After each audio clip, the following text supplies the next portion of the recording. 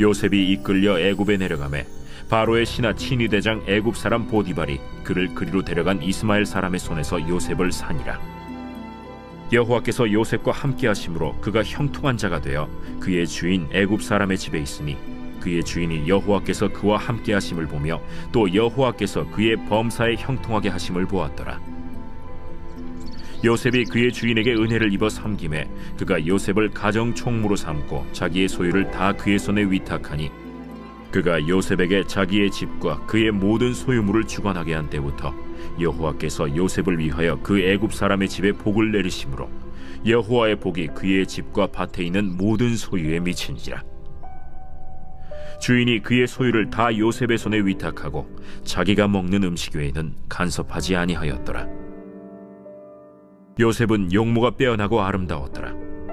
그 후에 그의 주인의 아내가 요셉에게 눈짓하다가 동침하기를 청하니 요셉이 거절하며 자기 주인의 아내에게 이르되 내 주인이 집안의 모든 소유를 간섭하지 아니하고 다 내 손에 위탁하였으니 이 집에는 나보다 큰 이가 없으며 주인이 아무것도 내게 금하지 아니하였어도 금한 것은 당신뿐이니 당신은 그의 아내임이라. 그런즉 내가 어찌 이 큰 악을 행하여 하나님께 죄를 지으리이까. 여인이 날마다 요셉에게 청하였으나 요셉이 듣지 아니하여 동침하지 아니할 뿐더러 함께 있지도 아니하니라.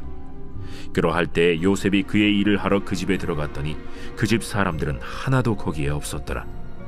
그 여인이 그의 옷을 잡고 이르되 나와 동침하자. 그러나 요셉이 자기의 옷을 그 여인의 손에 버려두고 밖으로 나가매 그 여인이 요셉이 그의 옷을 자기 손에 버려두고 도망하여 나감을 보고 그 여인의 집사람들을 불러서 그들에게 이르되 보라, 주인이 히브리 사람을 우리에게 데려다가 우리를 희롱하게 하는도다. 그가 나와 동침하고자 내게로 들어오므로 내가 크게 소리질렀더니 그가 나의 소리질러 부름을 듣고 그의 옷을 내게 버려두고 도망하여 나갔느니라. 그의 옷을 곁에 두고 자기 주인이 집으로 돌아오기를 기다려 이 말로 그에게 말하여 이르되 당신이 우리에게 데려온 히브리 종이 나를 희롱하려고 내게로 들어왔으므로 내가 소리질러 불렀더니 그가 그의 옷을 내게 버려두고 밖으로 도망하여 나간나이다. 그의 주인이 자기 아내가 자기에게 이르기를 당신의 종이 내게 이같이 행하였다 하는 말을 듣고 심히 노한지라. 이에 요셉의 주인이 그를 잡아 옥에 가두니 그 옥은 왕의 죄수를 가두는 곳이었더라. 요셉이 옥에 갇혔으나 여호와께서 요셉과 함께 하시고 그에게 인자를 더하사 간수장에게 은혜를 받게 하시매 간수장이 옥중 죄수를 다 요셉의 손에 맡김으로 그 재반 사물을 요셉이 처리하고 간수장은 그의 손에 맡긴 것을 무엇이든지 살펴보지 아니하였으니 이는 여호와께서 요셉과 함께 하심이라. 여호와께서 그를 범사에 형통하게 하셨더라. 할렐루야, 할렐루야. 우리의 삶 가운데 세일을 행하신 주님의 이름을 찬양합니다. 우리가 아름답고 놀라우신 주님 앞에 감사와 찬양과 영광의 큰 박수 올려드리겠습니다.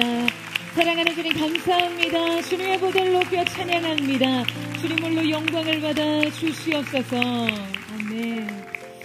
오늘 이 시간 우리 플로깅 사역 이후에 2주 만에 우리 예배 현장에서 함께 만나게 되었는데 우리 사랑하는 포도의 성도들 한번 바라보시면서요. 특별히 이 시간 영상으로 예배하는 흩어져 있는 모든 글로벌 포드 식구들에게도 우리 한번 따뜻한 사랑과 격려와 축복의 박수를 서로에게 보내겠습니다.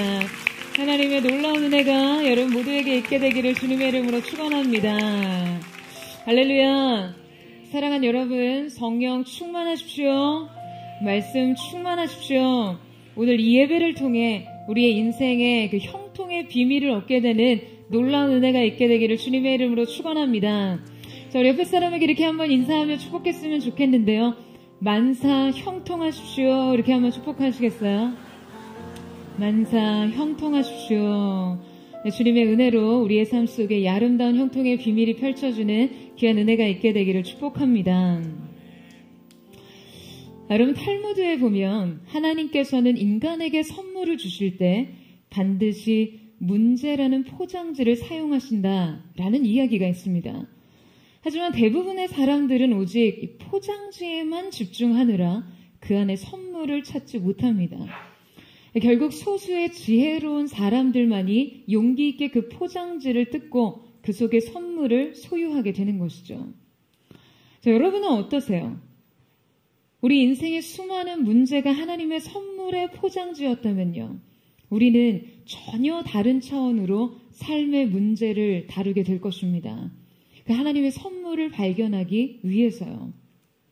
그러나 우리의 삶엔 그 포장지를 채 풀러보지도 못한 채 선물이 문제로 끝나버린 이야기들이 너무나 많습니다. 여러분, 문제라는 포장지에 현혹되지 마시고요, 그 속에 숨겨진 선물을 찾으십시오. 오늘 본문 속의 요셉이야말로 자기 인생에 찾아온 온갖 고난과 시련과 역경의 포장지를 걷어내고 그 안에 숨겨진 하나님의 선물을 발견한 사람입니다. 그의 삶은 너무나 파란만장했어요. 더욱이 요셉의 삶 중에서도 우리가 오늘 함께 살펴볼 이 사건은 그의 인생에서 고난과 역경이 가장 극대화된 상황이 아닐까 생각합니다.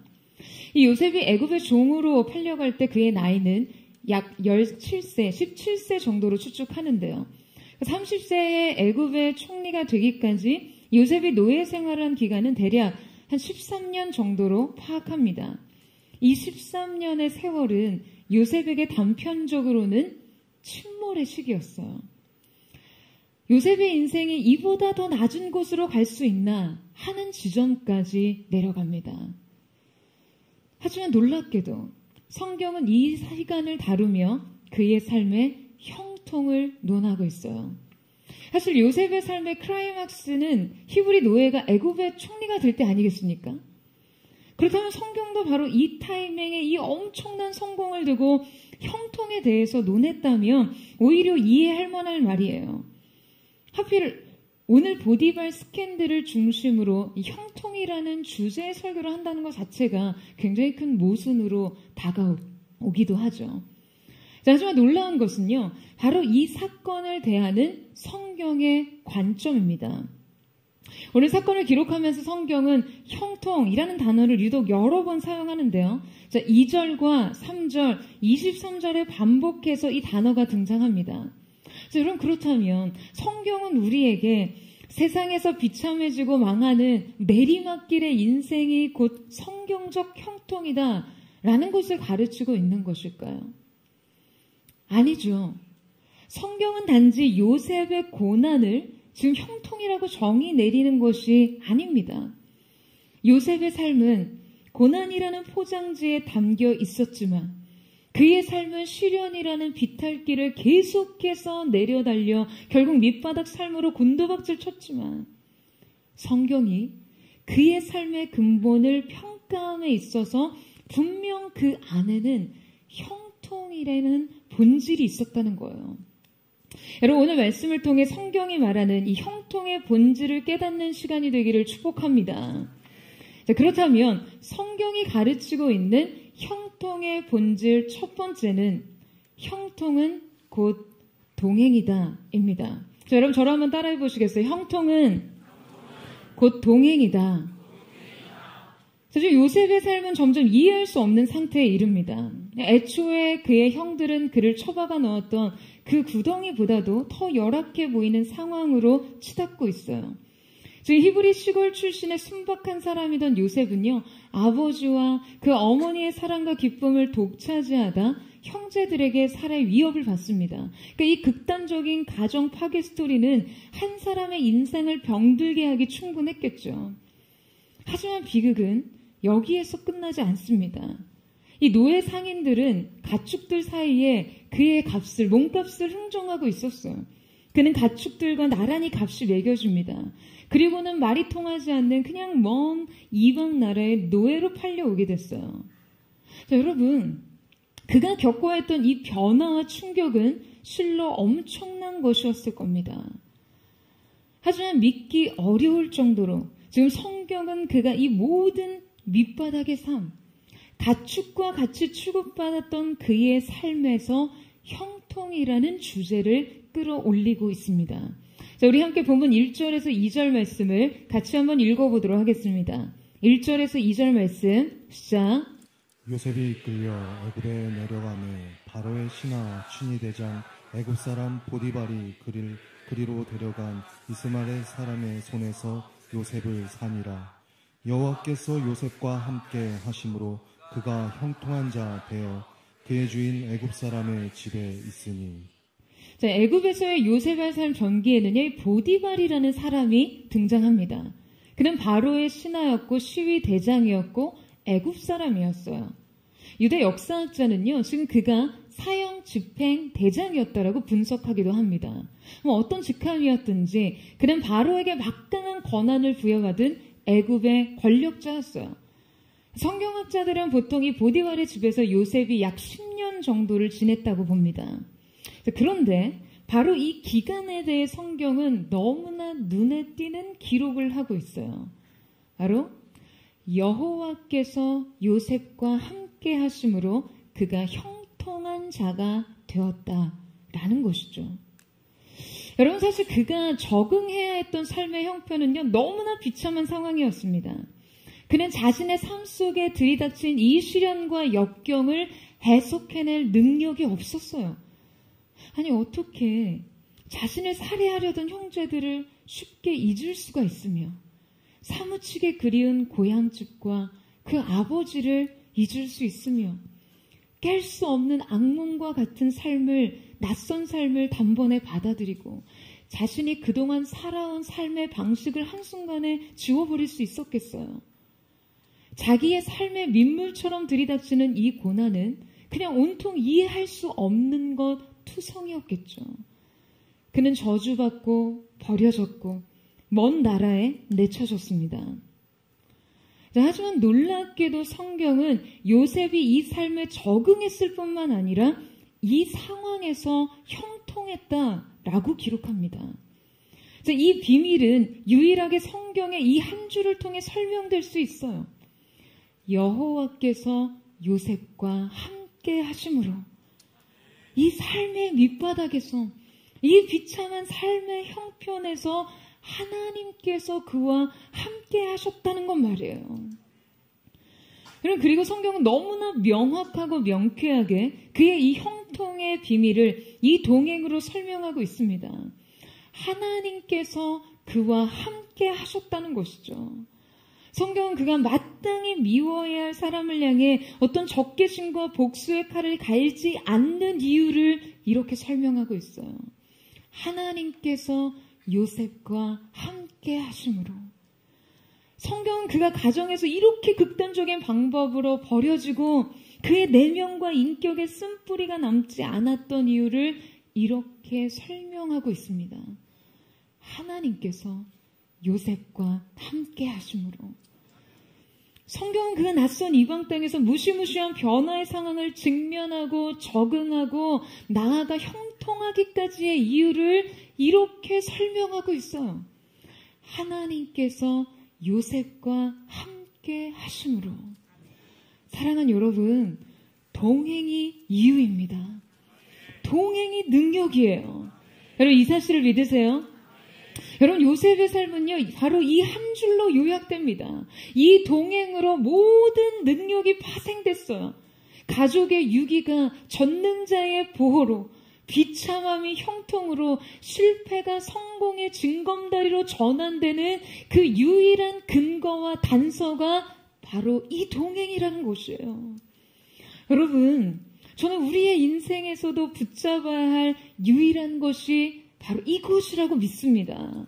여러분, 아멘이세요? 주님께서 우리와 동행하지 않으신다면 여러분, 우리의 인생에는요, 소망이 없어요. 주님께서 우리와 동행하시기만 하면요, 인생은 얼마든지 다시 꿈꿀 수 있고 다시 사랑할 수 있고 다시 일어설 수 있습니다. 여러분, 오늘 이 자리에 계신 여러분에게도 이해할 수 없는 시련이 찾아왔습니까? 그냥 인생에서 도무지 받아들일 수 없는 일들이 여러분을 괴롭히고 있으세요? 결코 용서할 수 없는 사람에 대한 그 미움이 여러분의 내면을 온통 지배하고 있습니까? 사랑하는 여러분, 이 동행을 구하세요. 이 동행이 이 모든 고통으로부터 여러분을 지켜낼 것입니다. 이 동행이 여러분의 삶의 반전의 역사를 일으키게 될 것이에요. 여러분, 이 한 줄이요. 이 한 줄이 비참한 인생을 뒤바꿔 놓을 수 있었듯이 여러분의 삶에 새롭게 시작되는 이 동행의 역사가 인생을 변화시킬 줄로 믿습니다. 하나님과 동행하는 능력으로 여러분의 인생에 찾아온 모든 것을 이기게 되는 거룩한 하나님의 사람들 되시기를 주님의 이름으로 축원합니다. 성경이 가르치고 있는 형통의 본질 두 번째는 형통은 주목받는 능력이다 입니다. 자, 저를 한번 따라해 보시겠어요? 형통은 주목받는 능력이다. 자, 여러분, 이 동행의 능력이 이 요셉의 삶에 깊이 관여하기 시작합니다. 우리 3절에서 5절 말씀을 같이 한번 읽어보도록 하겠습니다. 시작. 그의 주인이 여호와께서 그와 함께 하심을 보며 또 여호와께서 그의 범사에 형통하게 하심을 보았더라. 요셉이 그의 주인에게 은혜를 입어 섬기매 그가 요셉을 가정 총무로 삼고 자기의 소유를 다 그의 손에 위탁하니 그가 요셉에게 자기의 집과 그의 모든 소유물을 주관하게 한 때부터 여호와께서 요셉을 위하여 그 애굽 사람의 집에 복을 내리심으로 여호와의 복이 그의 집과 밭에 있는 모든 소유에 미친지라. 자, 여러분, 가장 먼저 요셉은 그가 소속된 보디발에게 특별한 인정을 받습니다. 자, 이 부분에 있어 성경은 매우 인상적으로 기록에 남기고 있는데요. 바로 보디발이 발견한 요셉의 비범함이 단지 요셉의 능력에 대한 평가가 아니라는 점이에요. 보디발은 요셉에게서 어떤 남다른 능력을 발견했습니다. 그런데 이것은 단지 능력이나 혹은 어떠한 재능이 아니라 바로 어떠한 신적인 탁월함이라는 것이죠. 보디발은 요셉의 믿음이 삶 외적으로 드러나는 것을 보았어요. 이 믿음의 실제를 본 것이죠. 믿음의 존재감을 보았습니다. 이 믿음의 개입은 그냥 모든 것을 반짝거리게 만들었어요. 심지어 보디발은 먼 이방 출신 노예가 자신에게 귀속돼 있음을 알았음에도 불구하고 범사에 요셉에게서 형통함을 보았다라고 이야기합니다. 자, 여기서 이 형통함, 범사에 사용된 원어는요, 이 범사라는 단어는 그의 손들 안에라는 말이거든요. 그러니까 이것은 요셉이 관여하는 모든 일에 대한 은유적인 표현입니다. 그러니까 범사에 무엇을 하든 요셉이 남다를 수 있었던 이유는요, 범사에 무엇을 하던 그가 믿음을 발휘했다라는 것이에요. 요셉은 어떠한 일을 관여하든 믿음으로 했어요. 여러분, 그런데 이때 우리가 더 생각해봐야 할 것은요, 그가 과연 믿음으로 관여하는 그 일이라는 것이 어떠한 일이었겠냐 하는 것이에요. 보디발의 집에서 지금 10년간 근무하면서 요셉이 처음 했던 일들은요, 매우 사소하고 하찮은 허드렛 일이었을 거예요.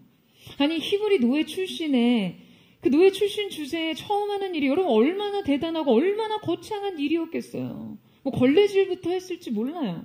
쓰레기부터 처리했을지 모릅니다. 여러분, 우리가 간과하기 쉬운 부분이 바로 이 점이에요.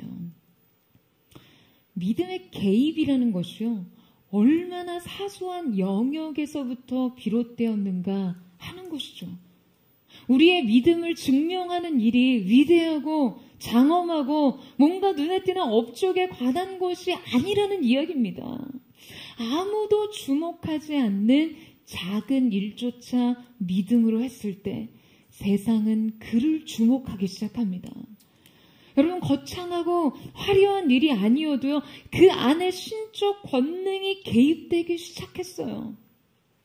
사랑하는 여러분, 이 믿음을 여러분의 초라한 현실에도 대입하세요.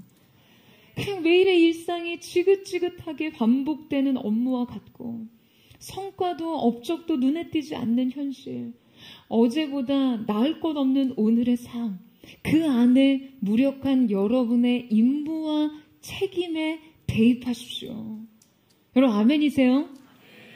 뿐만 아니라 여러분 성경은요, 결코 요셉이 지금 보디발에게 인정을 구걸했다고 표현하지 않습니다.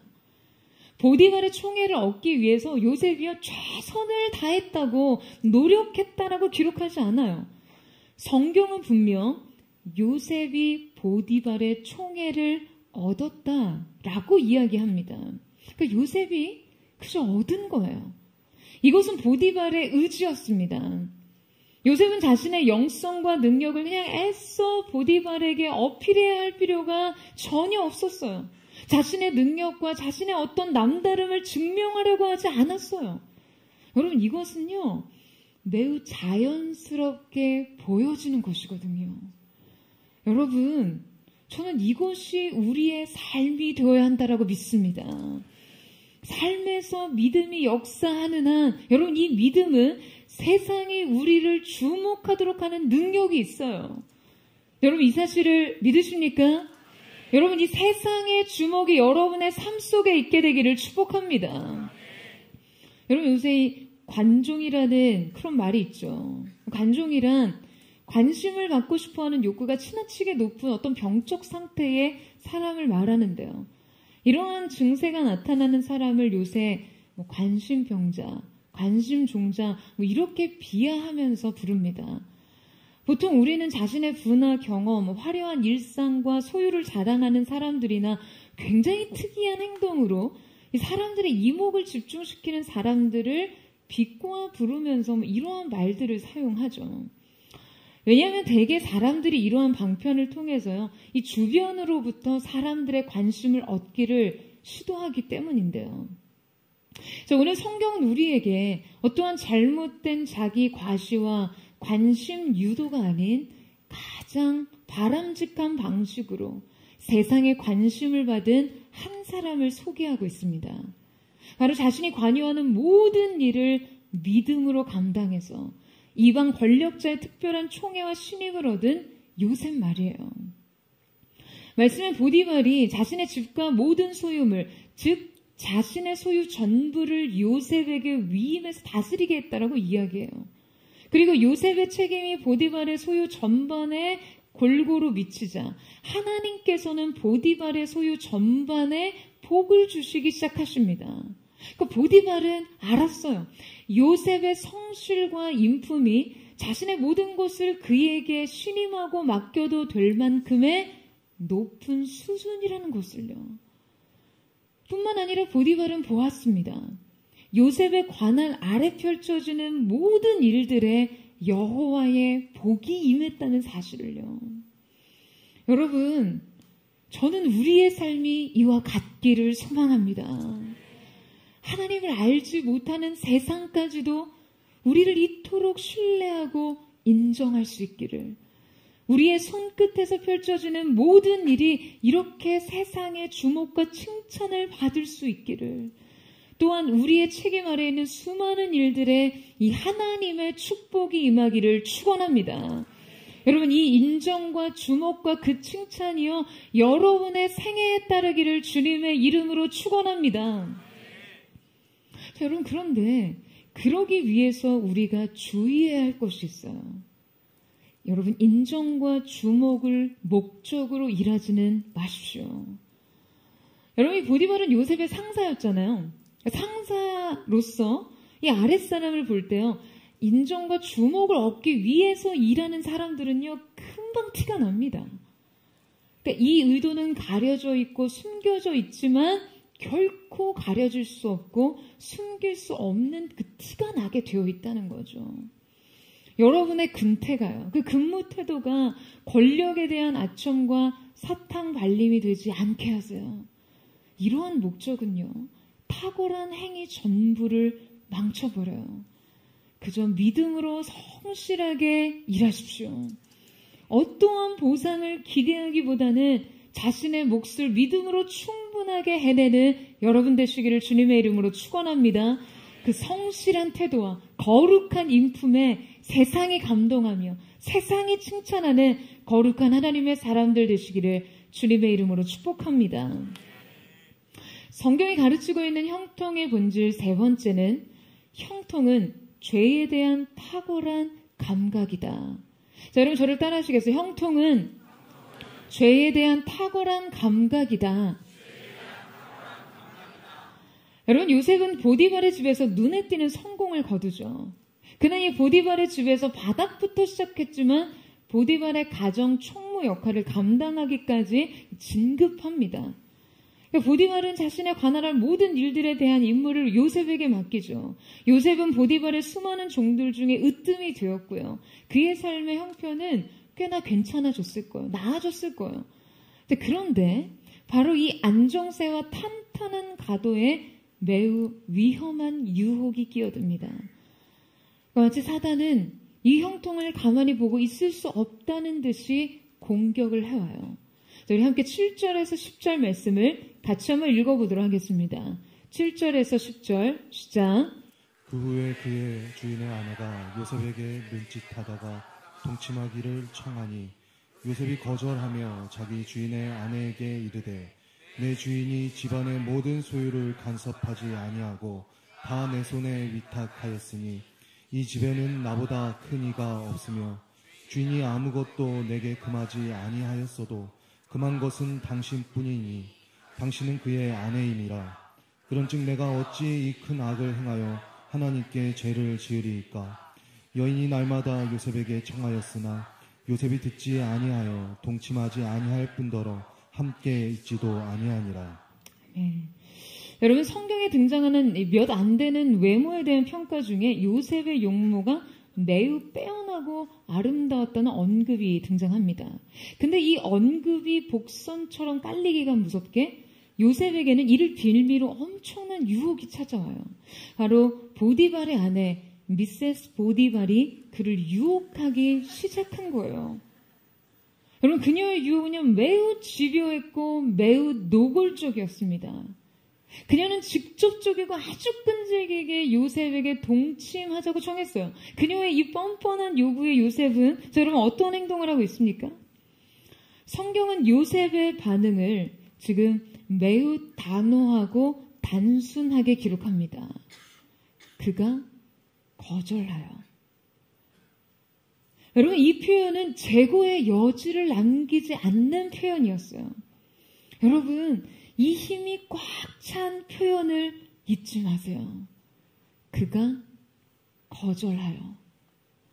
여러분, 이 죄의 유혹으로부터 요셉을 지키기 위해 초자연적인 권능의 능력이 개입을 했다거나 하늘의 천군 천사들이 호위하며 그렇게 그의 주변에 있었다거나 하는 기록이 없다는 것 또한 기억하세요. 이것은 어디까지나 요셉의 순수한 믿음의 의지를 표현한 말이었습니다. 그는 거절합니다. 안 돼. 라고 정확하게 말한 거예요. 아마 이 미세스 보디발이 어떤 무한함과 모욕감을 느낄 만큼 단호하고 차가운 태도로 말했을 겁니다. 안 됩니다. 라고요. 여러분, 우리는 세상에 대해 비굴한 예스맨이 되어서는 안 됩니다. 여러분, 아멘이세요? 교회니까, 성도니까 은혜로 사랑으로 긍휼로 영혼을 불쌍히 여기는 마음으로 미세스 보디발조차 품고 기도해야 한다는 성도들이 가끔 있어요. 여러분, 안 되는 건 안 됩니다. 그냥 안 된다라고 말하면 돼요. 여기서 날마다로 표현된 날을 뜻하는 욤이라는 단어를요, 이 원문에서 욤 이렇게 두 번 거듭 연속해서 표현을 합니다. 미세스 보디발의 끈질긴 구애와 그칠 줄 모르는 유혹을 지금 매우 생생하게 표현하고 있는 것이죠. 바로 그때 결정적인 날이 찾아왔어요. 계속된 유혹과 거절의 팽팽한 긴장이 이어지던 어느 날 요셉이 일을 하러 집에 들어갔더니 집안에 아무도 남아있지 않는 거예요. 이것은 바로 미세스 보디발의 수작이었겠죠. 바로 그때 미세스 보디발은 아예 노골적으로 요셉을 덮칩니다. 무서워요. 그냥 처음에는 눈짓만 하다 동침을 요구했고요. 매일 이 요구를 반복하자 드디어 요셉을 붙잡는 격렬한 행위까지 하고 있습니다. 요셉은 처음부터 초지일관 이 죄에 대해 태도를 정하고 거절했지만 죄의 유혹은 더 강하게 그를 사로잡기 위해 다가왔어요. 자, 바로 이때 요셉이 어떻게 행동을 하죠? 12절 말씀 보시겠어요? 우리 같이 한번 읽겠습니다. 시작. 그 여인이 그의 옷을 잡고 이르되 나와 동침하자. 그러나 요셉이 자기의 옷을 그 여인의 손에 버려두고 밖으로 나가매. 자, 여러분 지금 여기에 표현된 밖으로 나가매의 이 원어적인 의미는요, 와야나스라는 단어를 사용하고 있는데 도망하다의 원형으로 표현됩니다. 보통 전쟁에서 이 적군에게 피해서 패배해서 달아나는 장면을 묘사할 때 쓰이는 단어가 바로 이 단어예요. 그러니까 자기의 생명을 건지기 위해서 아주 급박하고 아주 필사적으로 달아나는 군사의 모습과 같이 말이죠. 여러분, 요셉은 도망갑니다. 여러분, 성경은 우리에게 말해요. 도망가라고요. 죄의 유혹이 당신의 욕망을 자극하고 굴복하도록 더욱더 강렬하게 당신의 의지를 꺾으려고 할 때 6 to 7을 외치며 그냥 할 수 있는 한 최선을 다해서 그 자리에서 싸우라고 하지 않습니다. 이성적으로 그 자리에서 차분하게 생각하면서 상대방을 설득하거나 바른 길로 인도하라고 하지 않아요. 그 자리에서 예수 그리스도의 이름을 선언하고 말씀을 주장하라고 하지도 않습니다. 관능적인 이 죄의 유혹에 대해 논리적으로 생각해봐라 라고 하든지 이성과 의지를 동원해 다스려 보라고 하지 않습니다. 그냥 도망가라고 합니다. 너무나 실제적인 조언이에요. 왜냐하면 이러한 유혹과는 싸울 수 없기 때문에 당신이 끝내 실패할 때까지 이 죄는 당신을 넘어뜨리려 하기 때문에 많은 크리스천들이 죄의 유혹에 넘어지는 이유는요, 그냥 그 상황 속에 그 상황 안으로 순진하게 걸어 들어가기 때문입니다. 적당히 유혹을 즐기며 적당히 유혹의 매력을 느끼면서. 하지만 성경은 매우 단호하고 강력하게 우리에게 유혹에 대한 처방을 내리고 있어요. 그것은 바로 도망가입니다. 여러분, 요셉은요 본능적으로 그렇게 대처합니다. 그는 미세스 보디발이 그의 겉옷을 붙잡고 늘어졌을 때, 그리고 이 겉옷이 끝내 벗겨져 버렸을 때, 그러나 그 자리를 박차고 나와야 했을 때 직감적으로 이 옷이 이 상황에 대한 잘못된 정황 증거가 될 수 있다는 사실을 알았을 거예요. 하지만 그는 뒤돌아보지 않았습니다. 여러분, 왜 그랬을까요?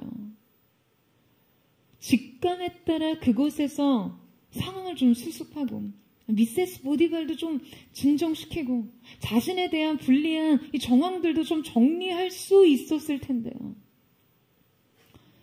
여러분, 그는 알았습니다. 이곳이 자신의 입장을 매우 불리하게 할 수도, 심지어 엄청난 곤경에 처하게 할 수도 있다는 것을 판단했지만, 그보다 앞서 그 자리에 조금만 더 지체하는 일이 그를 심각한 죄에 빠뜨릴 수 있다는 것을요. 이것은 바로 죄에 대한 감각이었어요. 이것은 죄에 대한 감각인 동시에 하나님에 대한 감각이기도 하죠. 그는 자신이 억울한 누명을 쓰는 일보다 죄를 짓는 일을 더 무시무시하게 느꼈어요.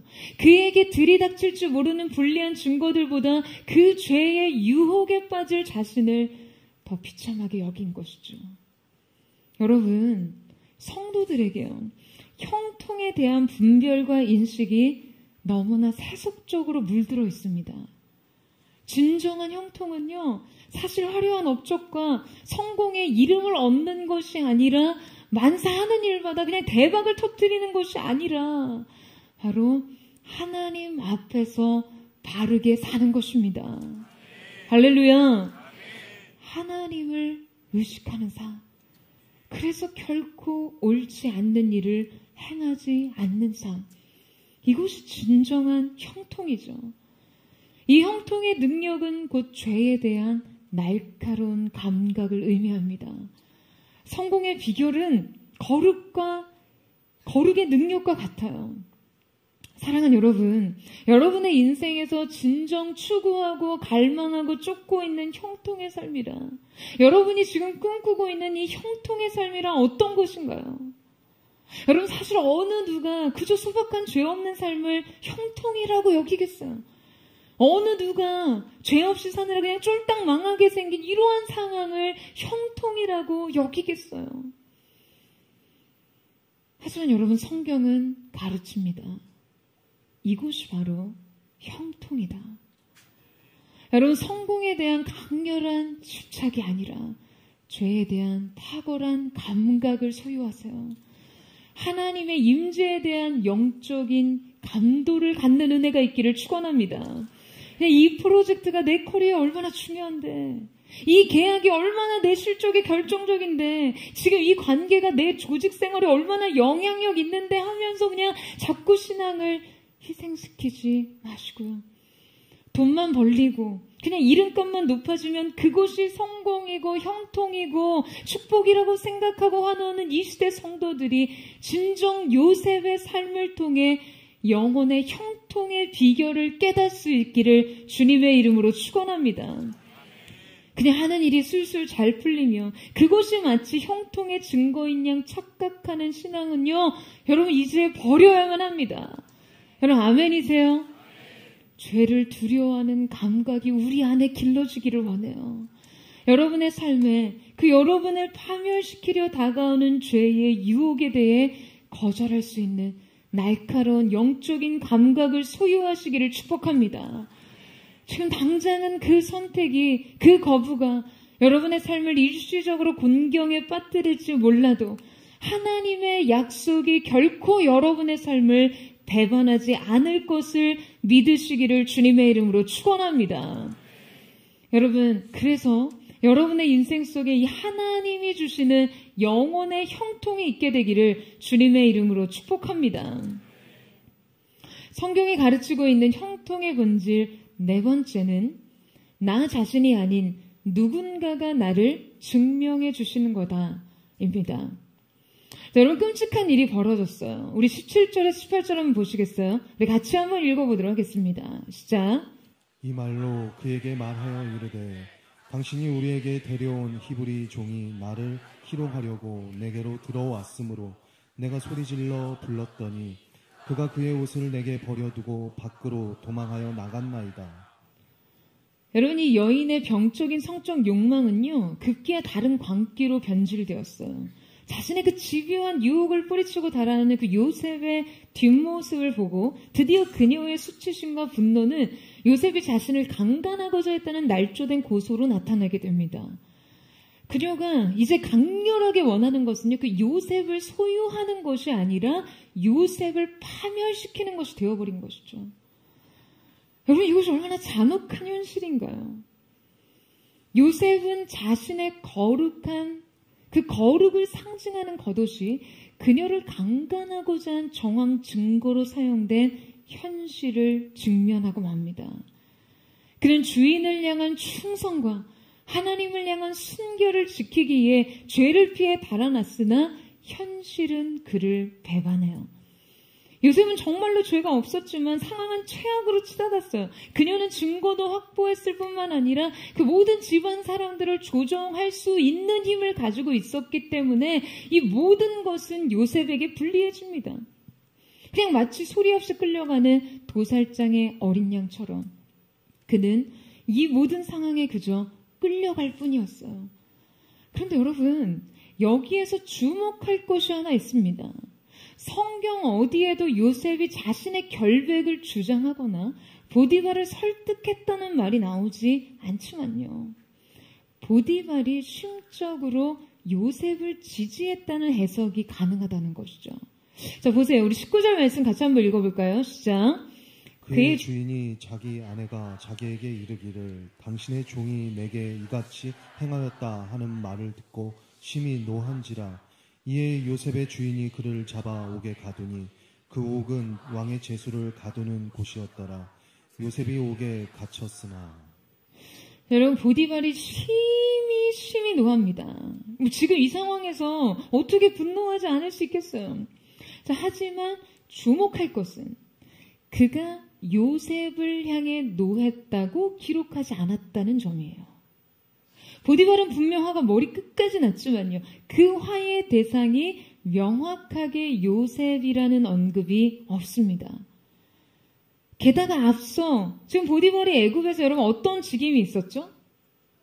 그는 애굽의 시위 대장이었어요. 최고 사형 집행관이었어요.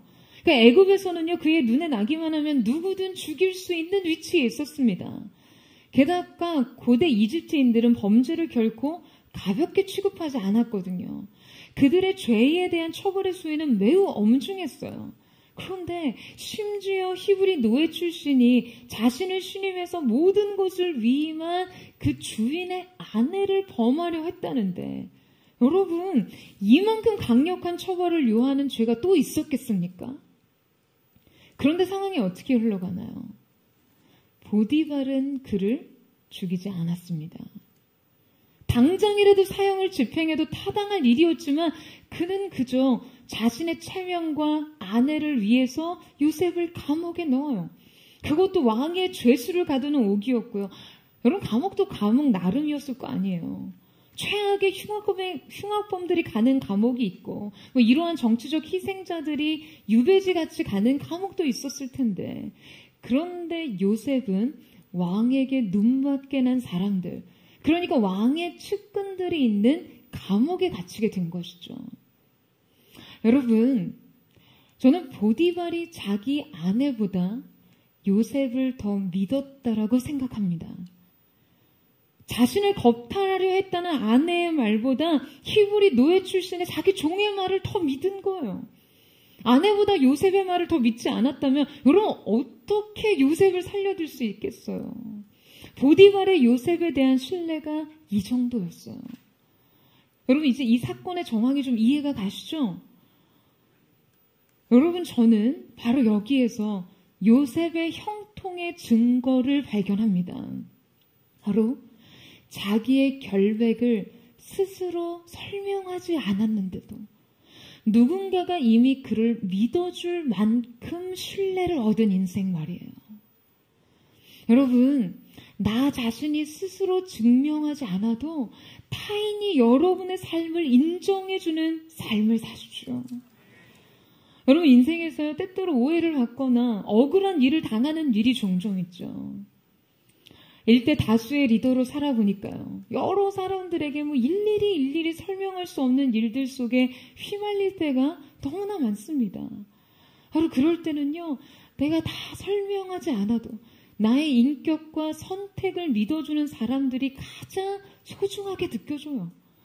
인생에서 이 사람들의 존재가 너무나 큰 힘과 위로가 됩니다. 여러분, 우리는 우리 자신이 자신을 설명하지 않아도 되는 삶을 살아야 합니다. 내가 나의 입장을 설득하지 않아도, 나의 결백을 주장하지 않아도 나를 믿어줄 사람들과 더불어 사는 삶, 이것이 진정한 형통의 삶이에요. 여러분, 저는 여러분의 삶이 이러한 우정과 믿음 안에서 풍요로워지기를 축원합니다. 이러한 신뢰와 지지 속에서 단단해지기를 축복합니다. 저는 저와 여러분 삶 속에 정말 이 신뢰와 믿음을 얻는 하나님의 사람들 되시기를 축복합니다. 성경이 가르치고 있는 형통의 본질 5번째는 형통은 흔들림 없는 평정심이다 입니다. 자, 한번 저를 따라해 보시겠어요? 형통은 흔들림 없는 평정심이다. 여러분, 하지만 요셉의 삶은요, 어딘지 많이 잘못되는 것처럼 보입니다. 우리는 요셉의 삶을 통해 한 가지 중요한 믿음의 원리를 배워야 해요. 그것은 표면적 실패에 좌절하지 않는 법입니다. 여러분, 요셉은 결백했을 뿐만 아니라 이 유혹을 적극적으로 거절하기 위해서 최선을 다했어요. 그가 할 수 있는 모든 의지와 방법을 동원해서 죄를 거부했습니다. 그는 초지일관 바른 행동을 했지만 그에게 돌아오는 것은요, 억울한 수감 생활뿐이었어요. 여러분, 만약에 요셉이 이 창세기 이 39장을 넘기고 41장을 읽을 수만 있었다면, 그가 장차 애굽의 총리가 되기 위해서 지금 이 감옥에 가게 된 것이라고 천사라도 나타나서 예언해 줄 수 있었다면 삶이 그렇게 야속하지는 않았을 텐데요. 무고한 요셉은 고통받습니다. 억울한 누명을 쓰고 감옥에 갇힌 거예요. 여러분, 요셉은 알았어요. 자신이 옳은 일을 했다는 것을요. 그리고 한 가지 사실을 더 알았습니다. 옳은 일을 했지만 부당한 결과를 얻었다는 것을요. 여러분, 많은 사람들은 여기까지 압니다. 현실을 여기까지만 봐요. 여러분, 그래서 어떻게 됩니까? 진정한 형통으로 나아가는 길이 중단됩니다. 지금 성경은 직접적으로 말하고 있지 않지만 저는 요셉이 한 가지 사실을 더 알고 있을 거라고 생각해요. 바로 하나님에 대한 알미요. 그는 하나님의 계획에 대해 구체적으로 듣지는 못했지만 지금 이 가혹한 현실 뒤에 반전이 기다리고 있다는 것을 알지는 못했지만 영적인 직감과 감각을 가지고 아마 어렴풋이나마 느끼고 있었을 것이에요. 이 모든 일이 하나님의 뜻 아래 있다는 사실요. 이 모든 일이 하나님의 완벽한 계획과 섭리 아래 있다는 사실요. 여러분, 저는 오늘 말씀을 묵상하면서 요셉이 처음 이 옥에 갇히게 된 직후 그의 마음을 한번 상상해 봤어요. 저는 그가 처음에 이 깜깜한 옥에 들어갔을 때 아마도 그 형제들에 의해서 던져진 구덩이의 트라우마가 소스라치게 다시 재현되지 않았을까? 그런 생각을 합니다. 그 구덩이에서 겨우 건짐을 받고 한 계단 한 계단 겨우 버티면서 애굽 생활의 입지를 다져왔는데 졸지에 감옥 신세라니요. 그는 10여 년 동안 발버둥 쳤음에도 결국에 자신은 다시 처음부터 시작하고 있다고 생각했을 거예요. 바로 어두운 구덩이에서부터요. 여러분, 요셉은 이 감옥에서 무려 2년의 시간을 보냅니다. 여러분, 2년이면요, 인간이 완전히 개조될 시간으로 충분한 시간이에요. 2년 동안 소망이 참패당하고 믿음이 초토화되기에 충분한 시간이에요. 그가 이 어둡고 비참한 감옥에서 2년이라는 시간을 그냥 아무런 희망 없이 살면서 정말 역시 믿음대로 살아봤자 돌아오는 건 이런 대접뿐이구나. 이것이 하나님이 그분을 믿는 자녀들을 대하시는 방식이구나. 이것이 나의 순결의 믿음의 보상이구나. 이러한 생각을 하기에 충분하지 않았을까요? 그런데 여러분, 우리는 상세한 기록은 아니지만 성경이 명백하게 제시하는 한 가지 단서를 통해서 지금 그의 2년의 감옥 생활의 미스테리를 접하게 됩니다. 우리 함께 21절에서 23절 말씀을 같이 한번 읽겠습니다. 시작. 여호와께서 요셉과 함께 하시고 그에게 인자를 더하사 간수장에게 은혜를 받게 하시매 간수장이 옥중 죄수를 다 요셉의 손에 맡김으로 그 재반 사물을 요셉이 처리하고 간수장은 그의 손에 맡긴 것을 무엇이든지 살펴보지 아니하였으니 이는 여호와께서 요셉과 함께 하심이라. 여호와께서 그를 범사에 형통하게 하셨더라. 여러분, 혹시 감옥에서의 사색이라는 말은 들어봤어도 감옥에서의 형통이란 말도, 이 말도 안 되는 말 들어보셨습니까? 이것이 오늘 성경이 우리에게 제시하는 믿음의 삶의 역설입니다. 여러분, 요셉의 감옥살이에 대한 많은 상상을 우리가 해볼 수 있지만요, 분명한 것은 그 하나님의 임재와 동행 속에서 그는 단지 이 시간을 어떤 원통함과 분노로 가득 차서 그냥 매일 신세 한탄을 하거나 믿음을 회의하는 것으로 보내지 않았을 것이라는 점이에요. 이곳의 날들은 매우 더뎠겠죠. 하루하루는 너무나 길고 지루했을 거예요. 하지만 분명 성경은 그가 옥중에서도 주님과 동행했고 형통했다라고 기록합니다. 여러분, 지금 하나님께서 그와 함께 하셨다는 것은요, 좀 무엇으로 나타나나요? 가장 먼저 마음의 평안으로 나타나죠. 이 관계는 상호적인 거예요. 하나님께서 그에게 가까이 오셨고 그와 함께 하셨기 때문에 여러분, 요셉은 평안할 수 있었습니다. 그는 이 극단적인 상황과 비참한 현실 세계 안에서도 놀랍도록 흔들림 없는 평정심을 유지할 수 있었어요. 그는 하늘을 향해 원망할 만했고 자기 인생을 저주할 만했어요. 어두운 감옥에서 그냥 자신의 삶이 이대로 끝장나는 것은 아닌지 두려워할 만했고, 자신을 구덩이에 쳐넣은 형제들과 그냥 무고한 죄로 감옥에 넣은 보디발의 아내를 향해 밤마다 복수의 시뮬레이션을 해야 마땅했죠. 하지만 성경 어디에서도요, 지금 그가 감옥에서 분노하거나 원망하거나 좌절하고 낙심했거나 하나님을 탓했다는 말씀은 없습니다. 오히려 이렇게 기록할 뿐이에요. 여호와께서 요셉과 함께 하심이라. 여호와께서 그를 범사에 형통하게 하셨더라. 여러분, 그는 그곳에서도 매일 성실하게 하루를 시작했고 염려 없는 밤을 보냈습니다. 여러분, 어떻게 이것이 가능한가요? 어떻게 그것이 가능하죠? 그 차가운 현실에, 그 비참한 인생에, 그 쓸쓸한 하루에 주님께서 함께 하셨거든요. 그곳에 주님이 계셨어요. 여러분, 결국 이 시간 속에 오로지 하나님을 붙들고 마음을 지켰던 요셉을 하나님께서는 어떻게 쓰시나요?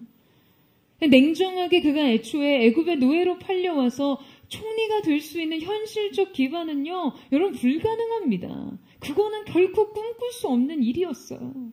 그런데 표면적으로 보이는 고난, 즉각적으로 고난으로 해석되는 이 사건들을 통해서 그는 단계적으로 애굽의 정치 중심부에 다가가게 됩니다. 요셉에게 감옥은요, 애굽 최고 권력으로 가는 고속열차였어요. 그는 보디발의 집에서도 감옥에서도 관리자가 됩니다. 그러니까 그곳에서 그는 실제적으로 관리 능력을 개발할 수 있었어요. 그는 이곳에서 애굽 정치의 핵심 인물들의 삶 깊숙이 침투합니다. 보디발의 가정 업무를 10년 동안 관리했고 감옥의 재반 업무를 관리합니다. 그는 보디발의 집에서 애국 권력자와 핵심 인사들의 삶을 가까이에서 배웠어요. 왕실 가까이에서 귀족 문화를 간접적으로 경험했던 것이죠. 그는 왕의 측근들만 오던 감옥에서 그들과 직접적인 인맥을 쌓을 수 있게 되었습니다. 여러분, 요셉이요, 애굽에 오기 전 그는 꿈꾸는 자였어요. 성경은 그의 인생과 그의 존재를 그렇게 부릅니다. 꿈꾸는 자가 오는도다. 그는 이 꿈 때문에 형들의 분노를 샀어요. 그는 이 꿈 때문에 망했어요. 하지만 하나님께서는 결국 그의 꿈을 성취시키시죠. 하지만 그 꿈의 성취는 13년의 세월 동안 여러 가지 위장된 모습으로 요셉에게 찾아왔습니다. 그냥 얼핏 보면 실패한 비참한 실패의 이야기가 하나님의 약속과 부르심 안에서 끝내 놀라운 성취와 형통의 이야기로 탈바꿈한 것이죠. 여러분, 이렇게 요셉은 자신에게 찾아온 수많은 고난과 시련의 포장지를 걷어내고 마침내 하나님께서 숨겨두신 선물을 발견합니다. 그것은 단지요, 애굽의 총리라는 어떠한 성공적인 세상적 지위를 얻은 것이 아닌 하나님께서 그와 함께 하심으로 마침내 그분께서 이루실 만인의 구원의 통로로 준비된 자신을 발견하는 그의 기쁨이었어요. 답을 알지 못하는 시험 문제 같았던 인생의 문제 속에, 뜻을 알 수 없는 해석되지 않는 고난 속에서 그는 자신의 인생을 향한 하나님의 섭리와 계획을 발견하게 됩니다. 사랑하는 여러분, 저는 저와 여러분도 이와 같은 형통의 그 비밀을 소유한 하나님의 사람들 되시기를 주님의 이름으로 축원합니다.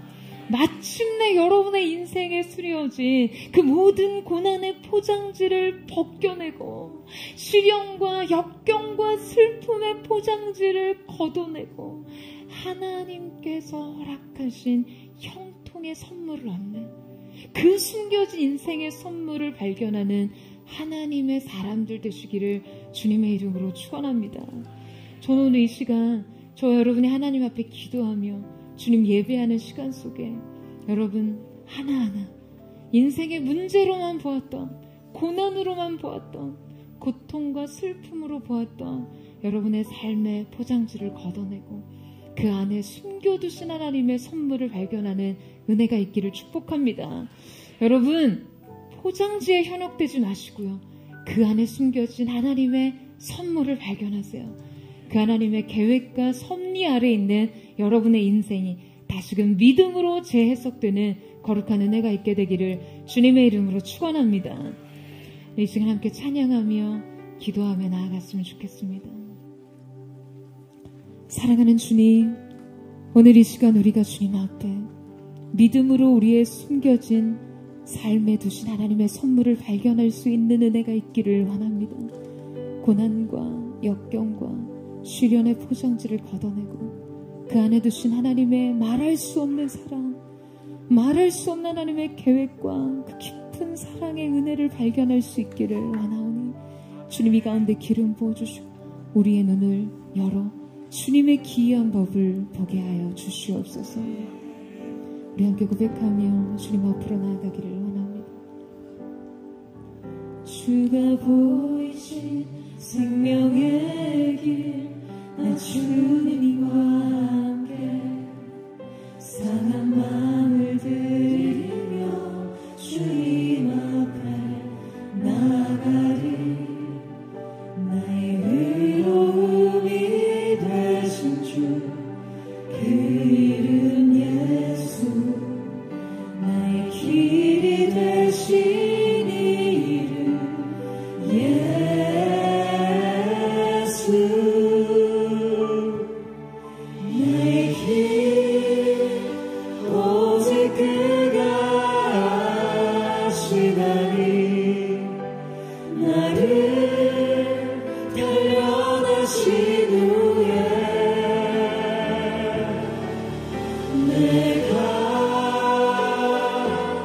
정금같이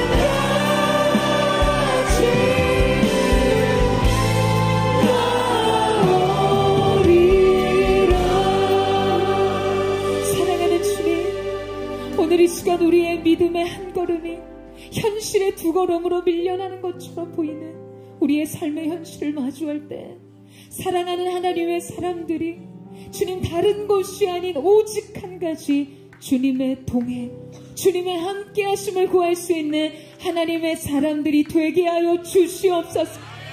주님이 나의 세계이십니다. 주님이 나의 인생의 환경이 되십니다. 푸른 초장과 쉴만한 물가로 인도함을 받는 것보다 훨씬 더 중요한 한 가지, 선한 목자 되시는 주님이 나와 함께 하심을 믿는, 그래서 그 믿음 때문에 오늘의 현실을 이길 수 있는 기쁨의 한 걸음이 가능한 그러한 삶을 살기를 원합니다. 사랑하는 주님, 우리의 믿음이 허공을 치는 허탄한 공허한 그러한 고백이 아니라 오늘의 현실을 견인하는 능력이 되게 하여 주시옵소서. 이 모든 것이 우리와 함께 하시는 하나님, 주님이 함께 하심으로 너의 삶에 형통이 있을지어다 말씀하시는 이 형통의 비밀을 소유한 하나님의 사람들이 되게 하여 주시옵소서. 주님, 오늘 우리 가운데 임하여 주옵소서. 하늘의 문을 여시고 내 심령의 문을 여시고 주님 내게 찾아와 주시옵소서. 우리가 주님 깨어진 마음으로 주님을 기다립니다. 주님을 찾고 기다립니다. 두려움 없는 믿음을 주 앞에 드리기를 원하니 임하여 주시옵소서. 우리 전심으로 주님 바라보며 주의 이름을 믿고 기도하며 나아가겠습니다. 주의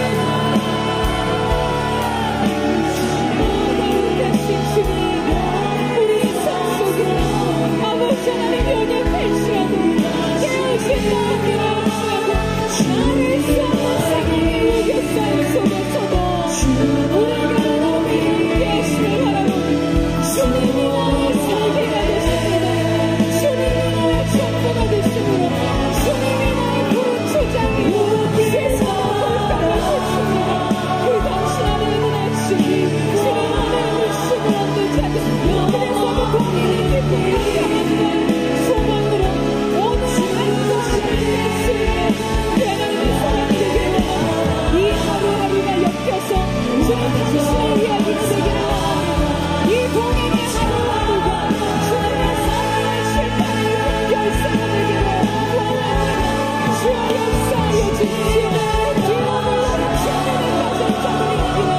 오늘도 하나님의 주의 마음을 얻는 자들로 이 세상의 모든 것이 결단을 뛰어놀라섭니다. 때로는 미쳐나 참는 주님, 우리 약속시키고 하죠. 수많은 영혼의 삶 속에 있을지라도 열린 하늘을 통하시는 주님, 오늘의 영혼의 형통을 기다립니다. 하나님의 우리에게 나와 주시옵소서. 주님 앞에 나아가니 주님 얻고자 하니 주신 나의 하나님, 완전한 사랑 찬양하네. 나의 사랑, 나의 사랑, 너는 어여쁘고 참 귀하다. 너는 보석보다 귀하다. 내가 사랑스럽지 않을 때 너를 온전히 사랑하고 너와 함께하러 내가 왔노라.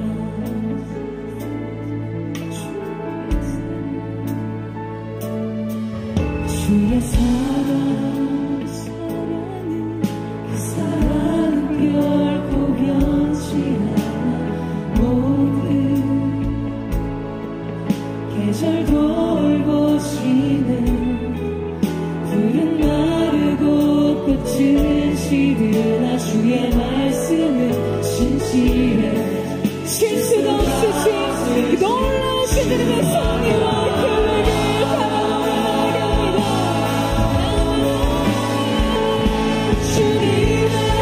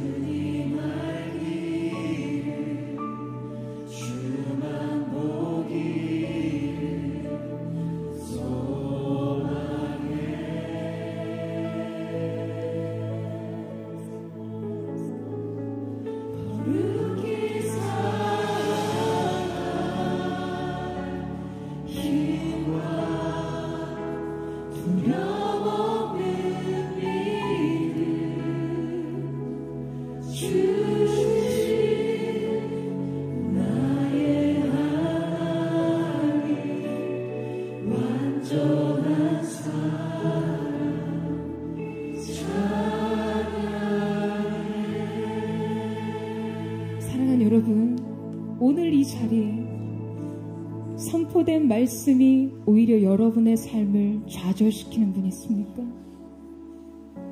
하나님께서 우리 가운데 믿음의 표징으로 보여주신 요셉의 삶을 볼 때요, 믿음의 도전이 일어나기보다는 삶에 대한 좌절이 깊어져 갑니다. 그와 같이 거룩한 삶으로 죄를 거절하고, 그와 같이 성실한 삶으로 일상을 살아내고, 그와 같이 자신의 마음속에 일어나는 분노를 잠재우며 그렇게 억울한 누명과 깨어진 마음, 용서할 수 없는 그 마음속에 하나님을 신뢰하는 마음으로 용서를 선언할 수 있는 그의 삶이 나의 삶을 좌절시킵니다. 여러분, 그러나 오늘 하나님께서 이 말씀을 통해 여러분의 삶 속에 도전하시는 것은 한 가지예요. 이러한 성실, 이러한 갈망, 이러한 거룩과 능력이 요셉의 삶에 가능했던 한 가지 영적인 첫 단추를 보게 하십니다. 그것은 바로 하나님의 임재예요. 여러분, 요셉이 오늘의 믿음으로 13년의 시간을 이기며 살지 않았을 거예요.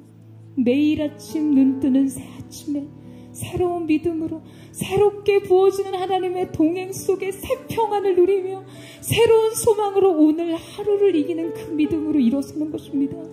그리고 내일 다시 하나님의 임재 속에서, 그분의 사랑의 기름 부으심 속에서, 주님, 내가 있는 곳은 감옥이 아닌 주님이 나의 세계가 되십니다.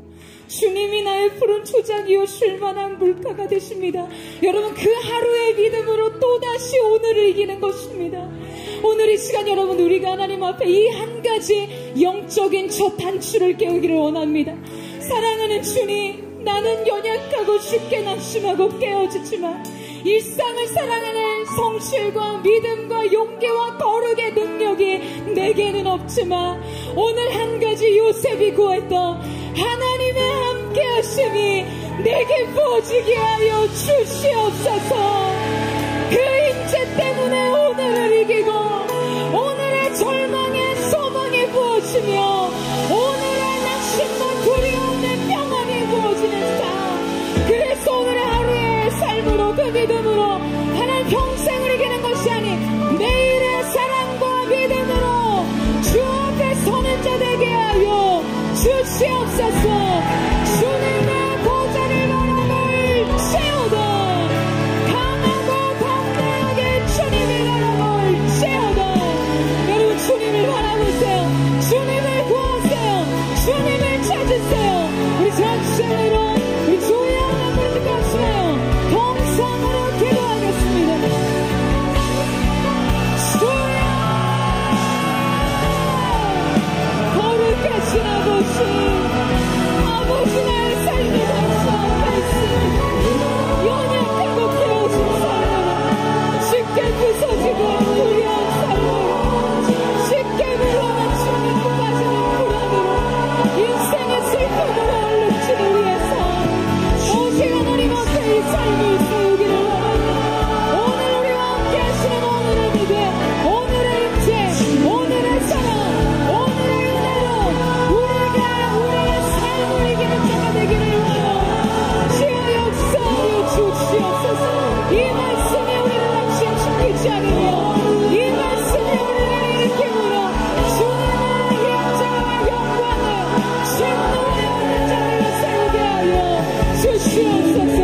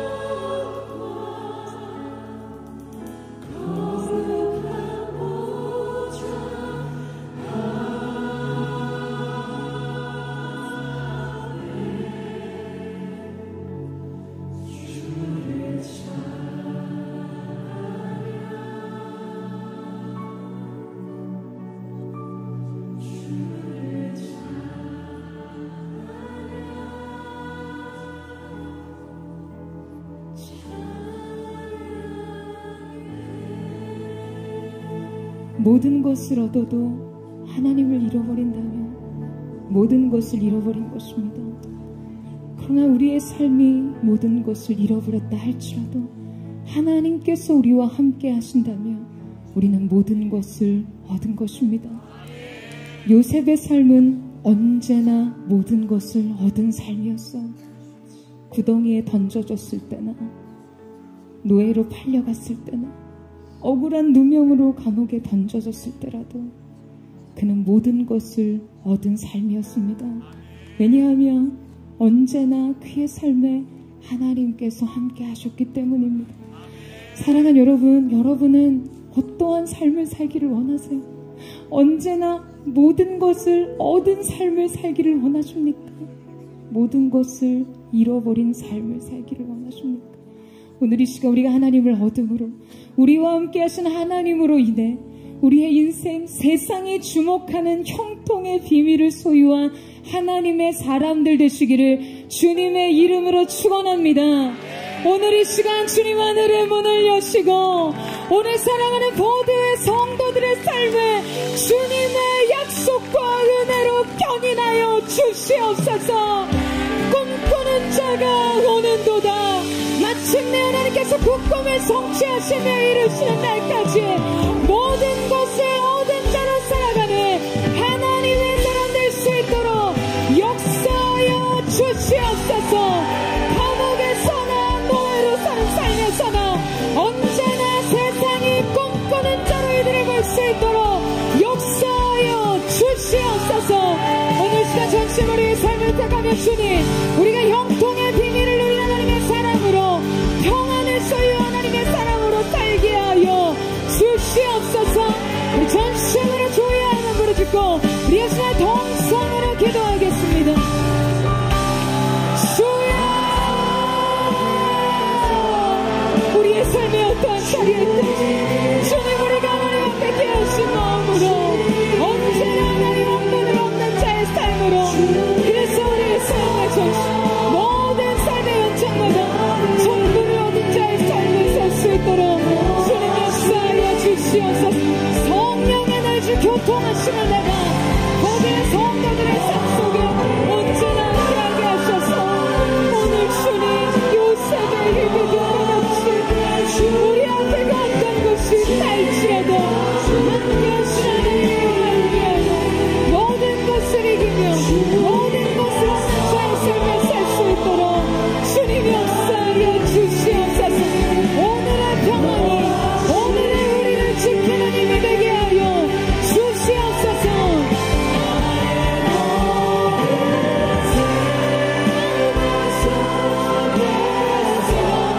이 믿음을 주옵시고 주님의 성령, 주님의 성령 나를 인도하시리. 시험이 나를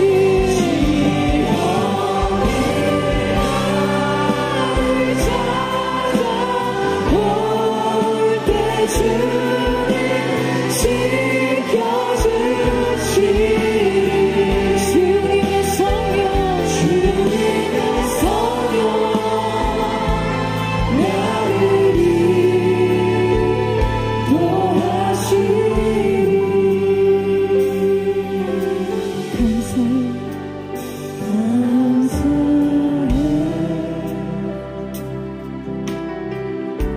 시험이 닥쳐올 때 주께서 인도하시리.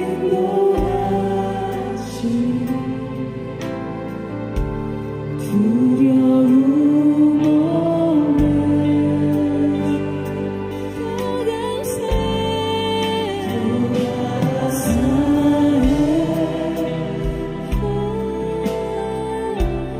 고통이 찾아올 때에 주께서 지켜주시리.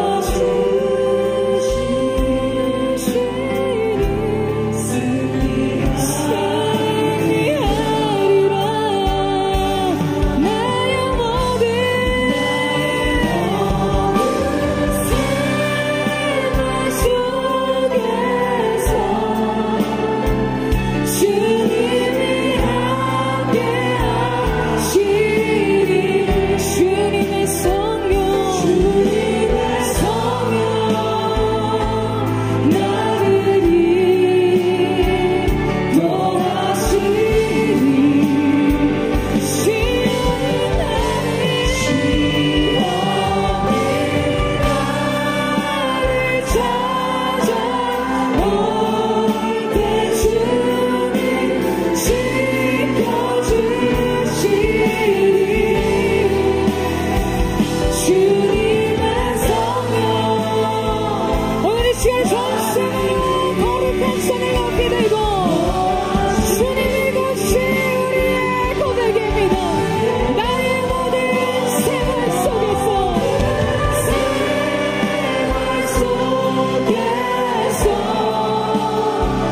주님, 우리와 함께하시는 주님, 우리와 동행하시는 주님으로 주님의 성령 나를 인도하시리. 시험의 날을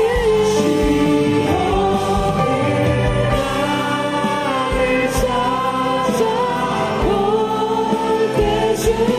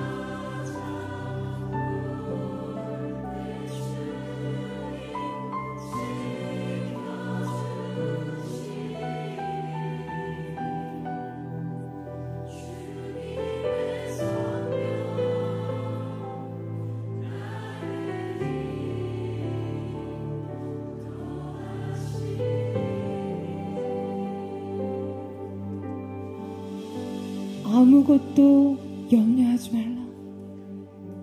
아무것도 염려하지 말고 오직 모든 일에 기도와 간구로 너희 구할 것을 감사함으로 하나님께 아뢰라.